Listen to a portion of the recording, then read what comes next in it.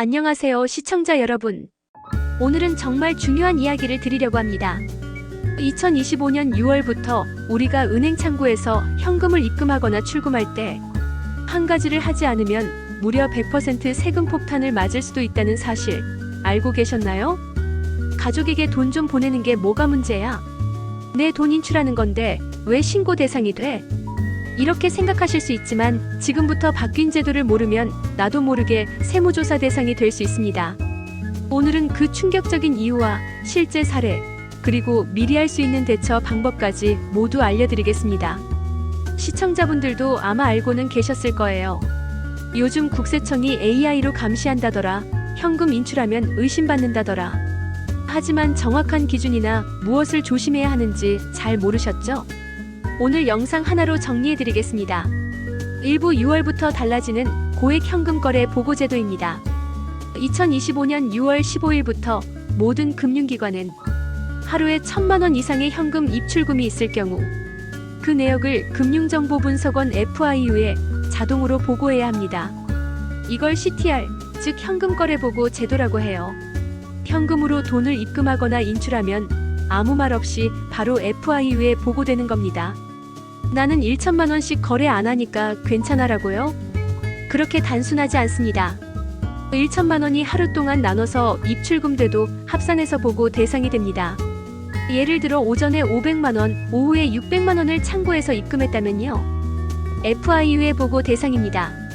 이게 창구에서만 해당된다는 점도 주의하세요. ATM이나 인터넷 뱅킹은 해당되지 않지만 창구에서 거래하는 분들, 특히 어르신들께는 더 민감한 내용입니다. FIU는 이 보고를 수집해 패턴 분석, 자금 흐름 추적을 하고 이상하다고 판단되면 국세청, 검찰, 경찰 등 수사기관에 통보합니다. 이후 국세청은 자금 출처 조사, 증여세 조사 등으로 이어질 수 있어요. 2부 FIU가 보는 의심거래란 어떤 것인가요? FIU는 단순히 금액만 보는 게 아닙니다. 패턴, 빈도, 목적이 불분명한 거래까지 감시합니다. 예를 들어 이런 경우요. 매주 같은 금액을 현금으로 입금하거나 출금하는 경우, 짧은 기간 안에 여러 명에게 반복적으로 송금하는 경우, 평소 거래와 다른 급격한 입출금 패턴이 발생하는 경우, 자금의 흐름이 특정인에게 집중되는 경우, 직업, 소득 수준과 비교해 과도한 현금 흐름이 있는 경우, 이런 거래가 반복되면 FIU 시스템은 이상 거래로 자동 분류하고 STR, 즉 의심거래 보고서로 전환해 세무기관에 전달합니다. 즉 나는 불법 아니야라고 하더라도 의심거래로 분류되면 조사부터 받고 봐야 합니다. 여기서 중요한 건 합법적인 거래라도 설명을 못하면 문제가 된다는 것입니다. 3부입니다. 가족 간 계좌이체도 위험할 수 있습니다. 가족끼리 돈을 주고받는 건 흔한 일이죠. 생활비 주고 병원비 대신 내주고 자녀 결혼자금 지원하고. 그런데 이런 것도 조심해야 합니다. 가족 간 계좌이체도 증여로 간주될 수 있습니다. 예를 들어 성인 자녀에게 한 번에 1,000만 원 넘게 보냈다면 국세청은 이를 현금 증여로 보고 증여세를 내지 않았을 경우 세금 가산세 지연이자까지 부과할 수 있습니다.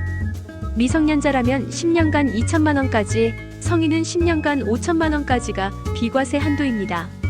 그 이상 보내려면 반드시 증여세 신고를 하셔야 안전합니다. 심지어 이런 경우도 있었습니다. 부모님이 자녀 명의 통장에 매달 돈을 넣었는데 그걸 국세청이 장기적 증여로 판단한 사례. 자녀가 부모님 명의 통장을 대신 사용했다가 가명계좌로 간주된 사례. 4부입니다. 실제 세금 폭탄 맞은 사례들을 말씀드릴게요. 사례 첫 번째입니다.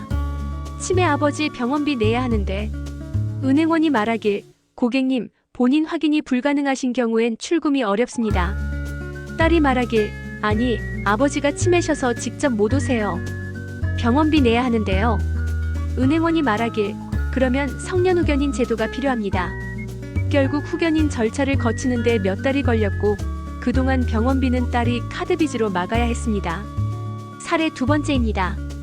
땅 판 돈 현금 입금하려고 한 경우입니다. 농부가 말하길, 내가 땅 팔고 받은 돈이야. 3억 원 전부 현금으로 가져왔지. 은행원은 이렇게 말했어요.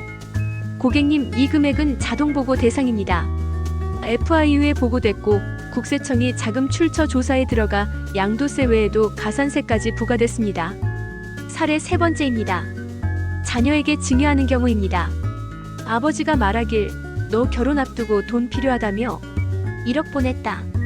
아들이 대답했어요. 고마워요 아버지. 근데 이거 세무서에 신고해야 해요? 신고하지 않은 사실이 FIU를 통해 국세청에 전달되었고 세무조사 후 세금과 가산세가 부과됐습니다. 사례 네 번째입니다. 손주에게 송금한 경우입니다. 할아버지가 말씀하시길 우리 손주 대학 들어갔으니 매달 300만 원씩 보냈지. 국세청 직원은 대답했어요. 상속세 대상입니다. 미리 신고하셨어야 합니다. 손주는 모르는 사이 상속세 대상이 되었고 세금 고지서를 받았습니다. 사례 다섯 번째입니다. 현금 장사 반복 인출한 경우입니다. 자영업자가 말하길 하루 990만 원씩 인출했는데도 왜 조사하냐고요? 세무사는 대답했어요. 반복적인 거래는 자동으로 의심거래로 넘어갑니다. 세무조사로 인해 사업장에 큰 부담이 생겼습니다. 사례 여섯 번째입니다. 시골 어머니에게 생활비를 송금한 경우입니다. 딸은 말하길 엄마 생활비로 700만 원 보냈어요. 세무조사관이 대답했어요. 이거 증여로 볼 수 있습니다. 증빙이 없으시군요. 결국 추가 세금 수백만 원이 부과됐습니다. 사례 일곱 번째입니다. 가족명의 계좌를 사용한 경우입니다. 아들이 말하길 엄마 통장으로 알바비 받고 있었는데요. 국세청 직원은 이렇게 대답했어요. 타인명의 위장 사용입니다. 자금 주체가 불분명합니다. 과태료와 함께 세무조사로 연결되었습니다. 5부입니다. 6월 이후 안전하게 돈 관리하는 법입니다. 이거 아주 중요합니다. 거래 목적을 분명히 하세요. 계약서, 명세서 등 보관하시고 현금보다 계좌이체 사용을 우선하세요. 가족 간 송금은 비과세 한도 내에서 계획적으로 하세요. 필요시 증여세 신고를 미리 하세요. 매달 반복적으로 동일한 금액을 현금으로 입출금하지 마세요. 병원비, 생활비 등 가족 간 자금 이전은 사전에 메모나 이메일 등 기록을 남겨두세요. 자녀나 손주명의 계좌에 입금할 때는 반드시 사용 목적을 메모로 남기세요. 이제 마무리하겠습니다. 2025년 6월부터는 은행 거래 하나에도 세무 리스크가 따라붙습니다. 하지만 걱정 마세요. 오늘 영상에서 알려드린 내용만 잘 지키셔도 세무조사, 세금 폭탄 피하실 수 있습니다. 이 내용 꼭 가족들과도 공유해주세요. 특히 부모님, 시골 어르신들, 현금 거래 많으신 분들께요. 영상이 도움이 되셨다면 좋아요와 구독 꼭 부탁드립니다. 다음에도 중요한 정보로 찾아뵙겠습니다.